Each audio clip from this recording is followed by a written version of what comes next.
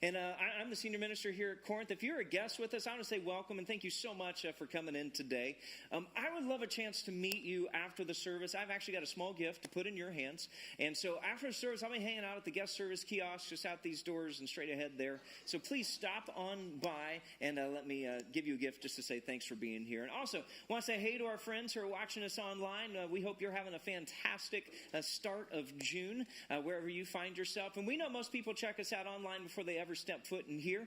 And so we hope we'll see you here in person real soon. In fact, I think next Sunday would be the best Sunday to be your first Sunday with us here in person.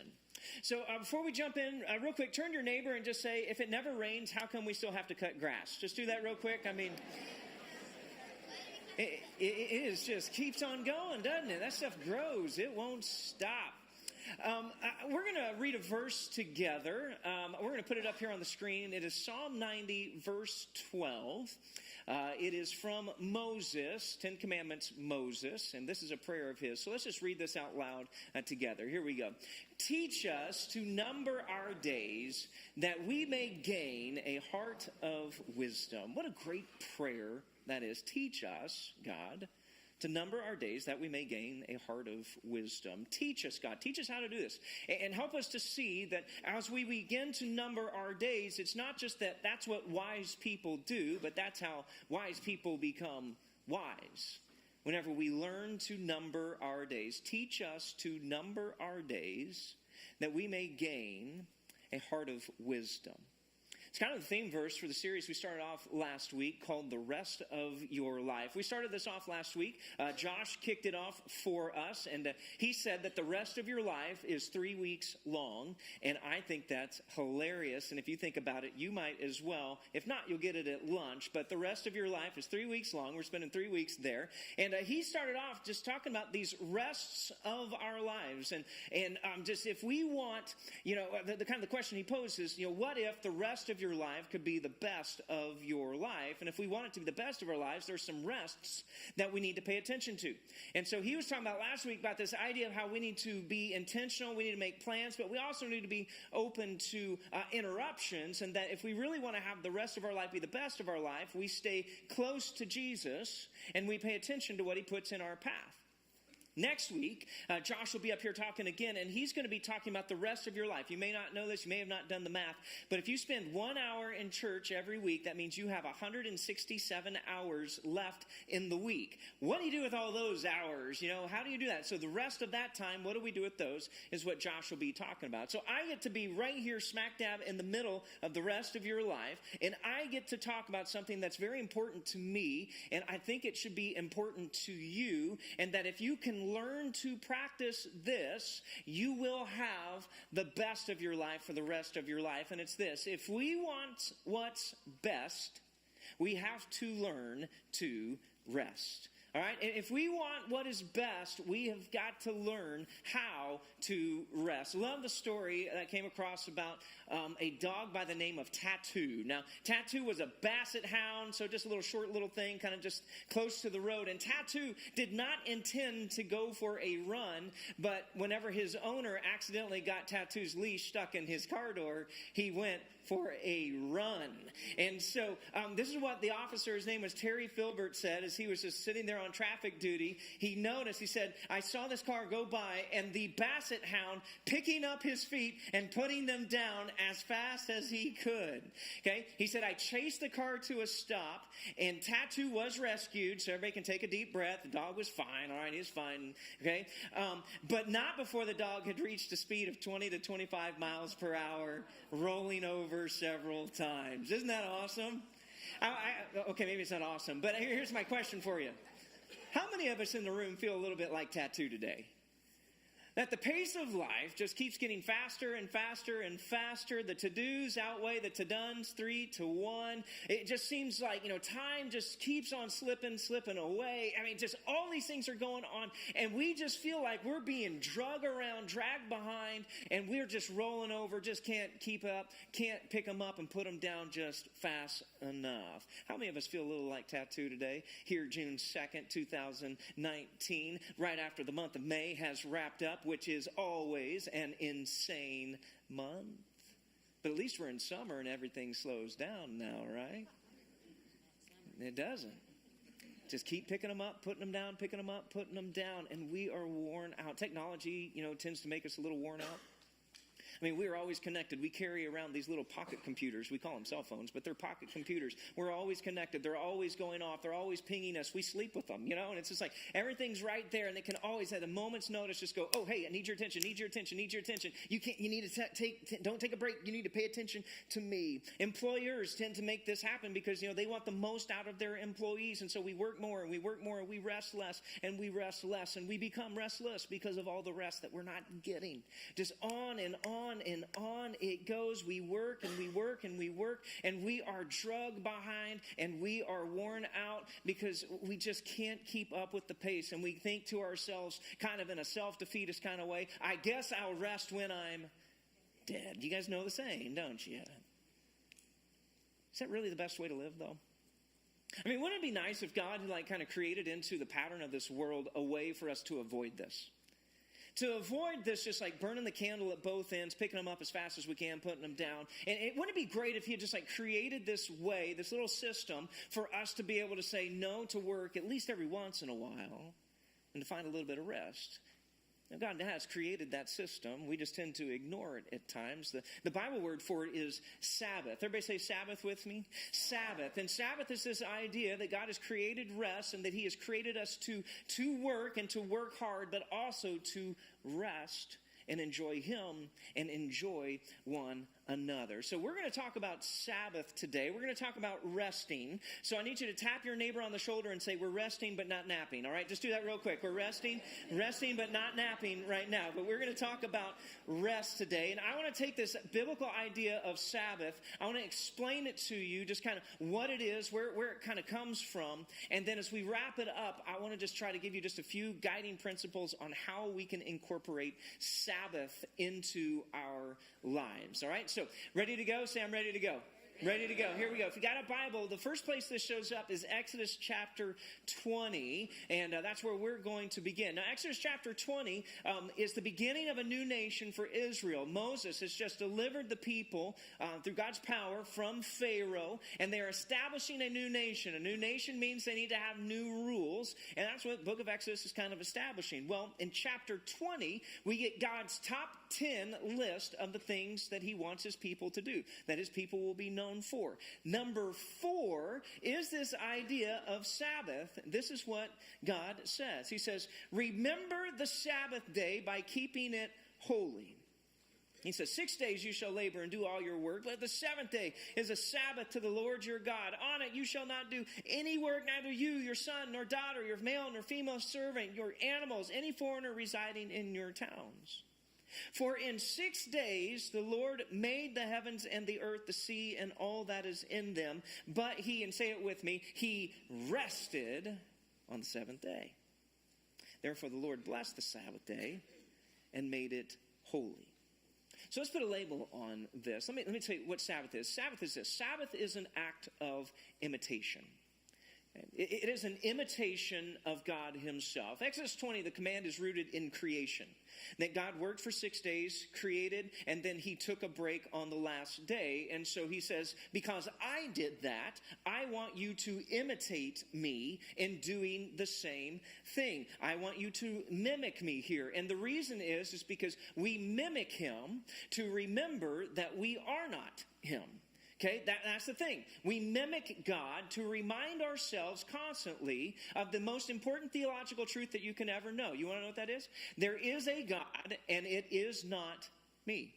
Most important truth that you can learn is that there is a God out there, and it is not me. I am not the God, but God is God. And we cannot keep up a breakneck pace. We think that we can, but God is saying, no, you cannot do that. You will break without rest. We mimic him to remind ourselves that we are not him. Now, here's the deal, though. God doesn't need to rest. You tracking right there? God doesn't need that. God's not like in danger of burnout. God's not working for the weekend, kind of thing.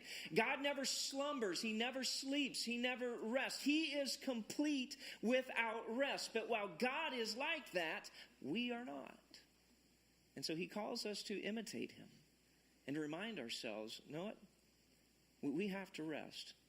And so what God did is he took the lead and he rested so we will rest as well. Moms and dads, and those of you who've been parents, maybe it's been a little while, maybe grandmas and grandpas, you remember this. If you haven't had kids, you'll learn this whenever you do have kids. But there comes a point in every kid's life whenever they stop taking naps. It's an awful day, okay? It's just a horrible day, right? And it's like, oh, you mean they're not going to sleep for 6 hours a day anymore? Oh, what do we do now?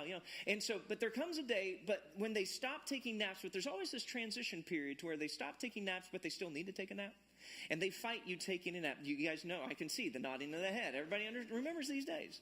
And so what the good mom and dad does in that point is they look at their toddler and they can see that they are fussy, that they're angry, that just flat out, they're a brat. Right now, they're just being a brat. And it's like, what do they need? They need to take a nap. That's what they need. Their eyes are drooping. There's circles under their circles. And all they need, if they just lay down and take a 30-minute, hour-long nap, they would be heavenly to be around. But they fight it. And so what does the good mom and dad do? They say, hey, here's what we're going to do. Let's lay down together. And we'll both lay down and we'll just rest our eyes. Okay, you guys do this? Now, does the mom or dad need the nap? Probably. Okay, they do. But that's not the point, all right?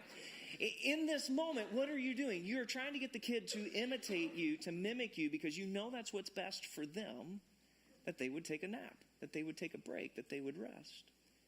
So God works for 6 days. He's not tired at the end of 6 days, friends, I promise you. But he knew that we would be.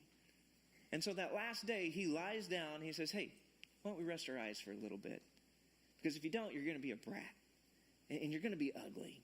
And we just need you to take a little bit of a break. So why don't you do what I'm doing and just break?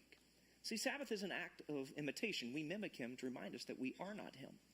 But the fourth commandment isn't just, the 10 commandments don't just show up in Exodus chapter 20. They actually show up in Deuteronomy chapter 5 as well. And they're all repeated. And the fourth commandment is there again, but it's a little bit different this time. Because now we're not establishing a brand new nation. It's not it's not new rules for a new nation. It is time for a new leader. Moses is about to retire, like literally, he's going to die, and he's handing off the mantle of leadership to Joshua. And as the people get ready to move into this promised land that they've waited for a long time now, he is reminding all of the people of the rules. Here, we're going into the new land. Don't want you to forget who we're supposed to be, what we're supposed to do. So it sounds really similar, but there are a couple of key differences. Listen to what it says, starting off in Deuteronomy 5, verse 12. This is what he says. He says, observe the Sabbath day by keeping it holy, as the Lord your God has commanded you. 6 days you shall labor and do all your work. 7th day, Sabbath to the Lord. Should not do any work. You, son, daughter, male servant, okay, ox, donkey, any animals, any foreigners, so that your servants may rest as you do. Now, verse 15 is where the rubber hits the road. Remember that you were slaves in Egypt, and that the Lord your God brought you out of there with a mighty hand and an outstretched arm. Therefore, the Lord your God has commanded you to observe the Sabbath day. So let's put a label on this one. If the first one is Sabbath is an act of imitation, the second label would be this. Sabbath is an act of refusal. Here's what I mean. That key verse is there in verse 15. It's remember that you were slaves. Remember that you were slaves. Now, these people were never slaves, okay? Because these are the kids of the people who had been slaves. But their parents, their grandparents, their great-grandparents, their great-great-grandparents, their great-great-great-grandparents, they had all been slaves in Egypt. And they had worked 24 hours a day, 7 days a week, never took time to stop, never took time to delight, never took time to rest. Because rest was something that was for other people. And rest was for Pharaoh. And Pharaoh could only rest if he knew that you were working. Okay, that's the way this all worked. And so Pharaoh had these taskmasters over these slaves to remind them if they ever tried to take a breath to rest, that they were not supposed to rest, and they reminded them ever so harshly, you're not made to rest. But now, that oppression has been broken. He's like, that's not the case anymore. You're not in Egypt any longer. God has delivered you with a mighty hand, an outstretched arm, and all those taskmasters, all those slave drivers that used to just make you keep working and working and working and working. God drowned all of those taskmasters, so don't you dare revive what God has removed. You don't have to serve those taskmasters any longer because God has destroyed destroyed them. And you remember that that's the way it used to be. But the key is it used to be that way, and it is no longer that way. Sabbath is a refusal to submit to our taskmasters. Sometimes those are internal taskmasters that we are the worst on ourselves. Sometimes they're external taskmasters. But it is to say, no, my worth is not determined by what I produce. My worth and my value is determined by whom I belong to. And I am a child, I am a son, I am a daughter of God who has been rescued by his outstretched arms. That's what gives me value, not my production. It is a refusal to submit to the taskmasters of our lives. One last label is Sabbath is an act of faith. It's an act of faith. I love Psalm 3, verses 1 and 5. King David says these words. He says, Lord, how many are my foes? How many rise up against me? And then verse 5, it says, I lie down and sleep. I wake again because the Lord sustains me. Don't you love that? He's like, God, I have so many enemies, so many people surrounding me, so many people rising up against me. I'm going to lay down and take a nap because I know that you're with me. He says it again in Psalm 4, verse 8. He says, in peace, I'll lie down and sleep. For you alone, Lord, make me dwell in safety. You know, friends, anytime that we rest, we make ourselves vulnerable. It's a position of trust whenever we do that. And so whenever we rest, what we're saying is that we rest in him because we trust in him. And that's why we take a break. Because we truly trust that God has all this stuff under control. Now, I'm going to guess that this is probably the most difficult part of taking Sabbath for us, for those of us in the room. Because here's the thing. Whenever you say, I am going to set aside a day of the week, that it's going to be the Lord's day, I'm going to dedicate it to that, I'm going to dedicate it to restoring, to being recreated, to resting, it's a scary proposition, isn't it? Because here's what you know like I know. Not everybody does that. And those other families and those other people on your kid's team, they may not do that. And so their kid may get extra coaching, their kid may get extra attention, so their kid may make the all-star team, and your kid may not. And if my kid doesn't make the all-star team, and if they don't get the extra coaching, then how are they going to get the scholarship that's going to pay for college? You know, if I don't work and work and work and work and always stay connected and always be connected and always respond at an instant moment, just moment, if I don't do that, somebody else in my office is. And that means that they may get noticed by my boss, and that their boss may notice them, and they may get the promotion, and I won't get the promotion, or that the clients are going to notice just how much attention that guy is giving them. And so maybe I'm going to lose clients if I decide to do this. This is the most difficult part of Sabbathing, isn't it? It's trusting. But friends, I want to tell you something. Here's the deal. If God works all things together for the good of those who love him and who are called according to his purposes, you can take a break. You can rest. If he doesn't, well, then by all means we better start worrying and get to it. But what you believe about God determines how well you're going to be able to rest. We rest in him because we trust in him. So it is an act of imitation. It's an act of refusal. It's an act of faith. So how do we put this into practice? Real quick, let me just give you a warning. This is probably one of the easier things to slide into legalism than just about anything we'll talk about. Really easy to come up with a list of to-dos and to-don'ts and just say, well, you can do this, you can't do that, those kind of things. One of the guys at Ozark Christian College where I went to school, and several other guys on staff went to school there. The library is named after a guy by the name of Seth Wilson. Okay, Seth Wilson was academic dean for years and years and years, brilliant man, and it just great teacher.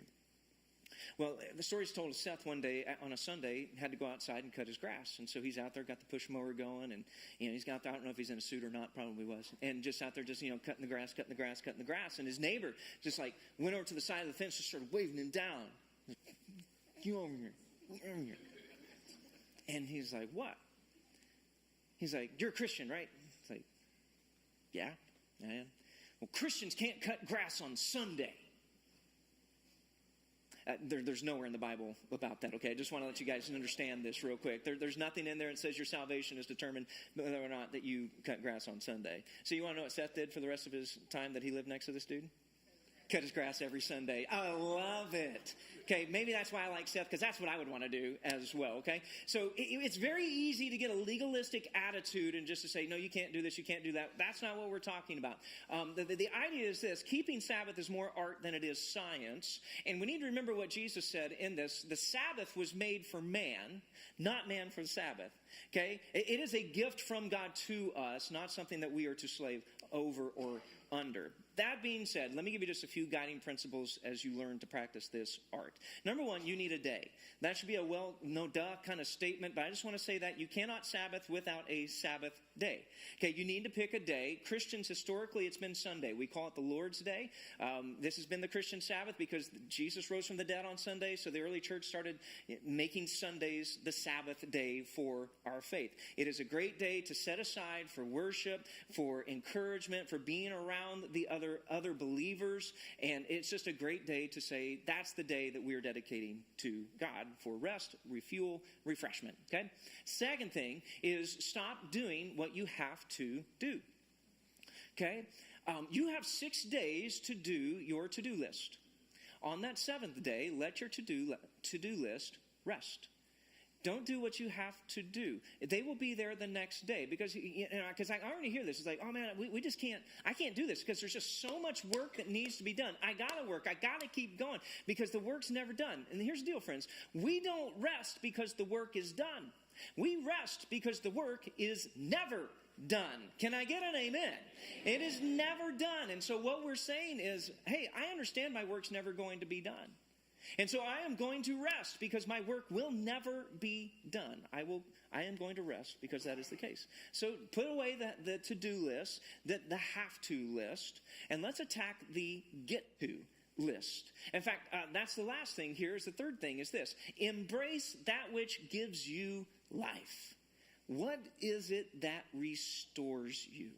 What is it that recreates you? You have created for 6 days. What is that thing that you can do on that 7th day that will recreate you? Now, here's what's funny. Sometimes people's have-tos are other people's get-tos, and other people's get-tos are other people's have-tos. Okay? You with me on that? Like, cutting grass for me is like one of the lower level stages of hell. Okay? This is kind of what it is. And it's just right there. I hate it. It's a sinus infection just waiting to happen for me. It's awful. It's hot. You're sweating, dirt everywhere, kind of things going on. It is torture for me. That is like up on the have-to list for me. Now, my wife, at least what she tells me, is that is a get-to for her. She enjoys cutting grass, because it's like, man, I get to go sit on the mower for an hour and a half, not listen to you whine, not listen to you complain about things, and put my headphones in and just be with me and the grass and create just a beautiful lawn. That's a great thing for her. That's a get to. That's a have to for me, a get to for her. Okay, so that's the way it kind of is. There are things that are have to for other people that might be a get to for you. You do the things that you get to do. And you enjoy those things and allow those things to give you life. Like for me, it's firing up the smoker, throwing a couple Boston butts on there, tending to that bad boy for 12 hours, 13 hours, 14 hours. Oh, that is so good. That is just relaxing to me. Others of you, that might drive you nuts. Okay? We focus on the things that give us life. It is an art. It's not a science. So find a day, pick a day. Get rid of the things that you have to do and focus on those things that just give you life. Because if you want the rest of your life to be the best of your life, you're going to have to learn to rest. So let me give you the bottom line, then we'll pray. Keep the Sabbath, and the Sabbath will keep you. if you will keep the Sabbath, if you will honor this, if you will observe this, if you will remember this, if you will imitate God, if you will refuse your taskmasters, and if you will step out in faith, friends, I promise you, the Sabbath will keep you as well. Heavenly Father, we thank you so much that in your great wisdom and in your love for us, that you have given us the gift of rest. And God, we pray right now, honestly, myself and many of us in the room, that God, sometimes we just ignore this. And we think that we can ignore rest. We think that we can ignore taking a break. And we think that we can just burn the candle at both ends. And we think that just like tattoo, we can just keep our feet, just pick them up and set them down as quick as we can. And we think we're going to be fine. But it always comes due. And so forgive us, God. Forgive us for ignoring your great wisdom, your great desire, your plan for our lives. And help us to see. Help us to see that you really do know best. So God, for those of us who are here today, they're frazzled, we're stressed out, just maxed out, and we need rest. I pray, God, that in our busyness that we would stop right now. We'd take a deep breath. And that we would meet with you. Oh God, teach us to number our days, that we may gain a heart of wisdom. Help us to be still and to know that you are God and that we are not. Amen.